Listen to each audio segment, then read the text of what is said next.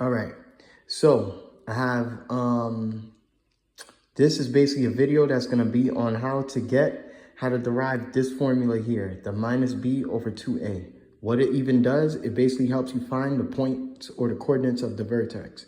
The reason why is this gives you the middle portion. So first of all, what is a vertex?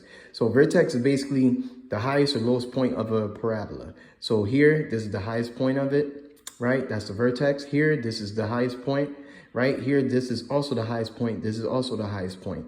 So you're probably wondering, okay, why do I even care? So basically the vertex, notice, is always in the center at the top or the very bottom of the parabola, and it splits it in half, right? It's at the center. So you see, if you look at this parabola, it's sitting at the top. And if you was to draw a line through it, it'll be halfway. Same thing here and here and here, right?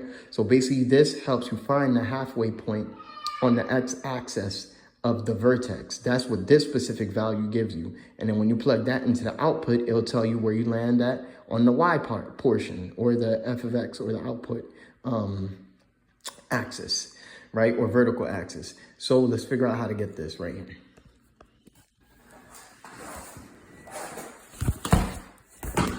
All right, so I'm gonna make this really quick and simple. So basically, let's say, and this is a proof of the vertex formula. So basically, let's say that you have two parabolas. You got this parabola here, right? And then this parabola here, right? And we're already looking for this right here, right? We're looking for this minus 2b over a. So the main thing I wanna focus on is this, right? So you see this and this, right? Now look at this quadratic formula right here. Right? Looks familiar? Okay, cool. We got us a quadratic formula, right? So what we're gonna do is, if you notice, we have a blue plus and a black minus. Why? Because I want you guys to realize that the blue, because this is a root, right? A root is gonna have a positive and a negative, right? A positive root and a negative root. Well, because it's gonna be on both sides of the parabola. There's always gonna be two roots, right? So why do we even care, right? Because these are the 2 points that we're going to use in order to help us find that midsection, because the vertex lies somewhere in between it, right? Now recap, why does roots even have a plus and a minus? Okay, just looking here, we got a -2 squared, that equals 4, +2 squared also equals 4. So the square root of 4 is 2, square root of 4 could also be -2. We just seen it happen here. That works, okay? So that's why there's a plus and a minus, right?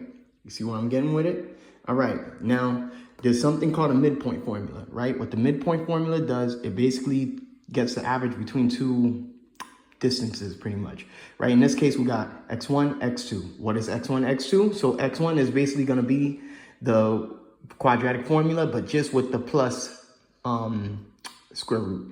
X2 is basically gonna be the same thing, but just with the minus square root, right? So same thing. So now we're gonna plug those in and just see what happens. So we're gonna start off with step 1, we're gonna plug them in, right?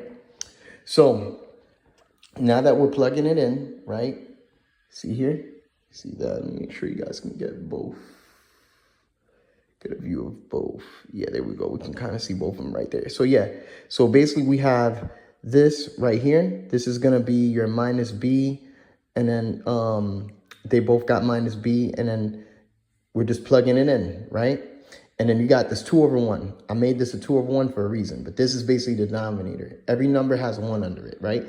Boom, the next step, 2, common denominators. What that means is we can combine the top 2 numerators, right? So now they're sharing this denominator because they have the same denominator. So now it's all of this on the top, right, divided by 2a. Then also we just carry down the 2 over 1, right? Boom, moving on to the next thing. So the third part, now we rearrange, right? Yes, we can do that because they're all on top of here now, right? So now we just rearrange it. We just put this minus b next to this minus b, right? And notice that's because of the commutative law of addition, right? So that's why we got all this here like this, right?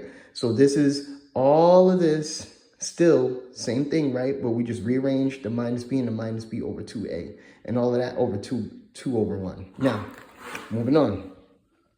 Now we just simply combine. And you know what? Let me go back and just show you guys. In case you missed it. Right? This right here crosses out with this. That's why I made the plus red and that minus red, because they both cancel out. See that? And that's why we're left with just minus 2b, because minus b equal minus 2b, right? So now we're simplifying and combining like terms, right? So now we have this minus 2b, right, divided by 2a, right, divided by 2 over 1. Now this is going to make sense why we have it like this. Well, if you look at this, it's another way. We can just say minus 2b divided by 2a divided by 2 over 1. Well, we already know how to do this. We're just going to flip the second one, which is a reciprocal of the 2 over 1, which is 1/2.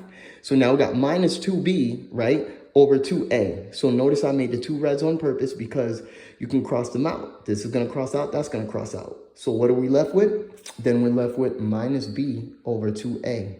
And that is pretty much it.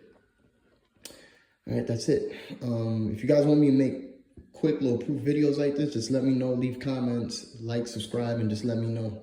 All right, it's that math dude. Y'all take care. Be safe. One.